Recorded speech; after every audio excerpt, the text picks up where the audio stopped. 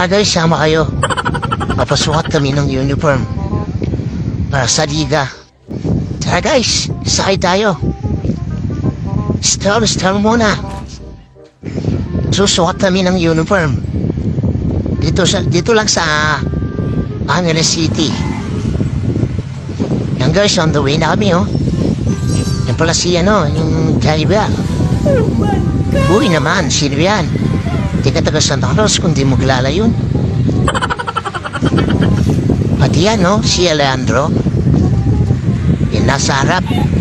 Yan na manager namin. Yan, napogi na. Medyo malapit-lapit na tayo mga guys. Dito lang yan sa Angeles City. Crossover ang pangalan ng pupuntahan namin. Matay sa uniform. Ayun na guys oh. A few moments later. Ayun na guys, nandito na kami. Dito na kami sa gumagawa ng uniform.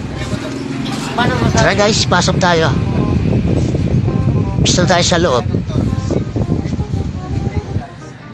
A few moments later. Ano pa yun? Ang tanda, pagkabisan eh. Yan ako guys, nandito na.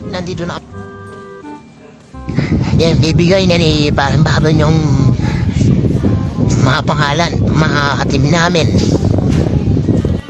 Maumpisa na yung paggawa ng mga boxer tsaka short. Tapos guys, hinahanap ko si pare kong Marlon. Hindi ko makita. Saan kaya napunta yun? Matignan nga dito.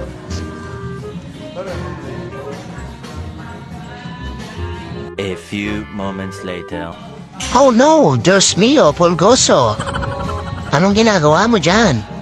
Tapos guys yan, no? Insta only yung pangalan.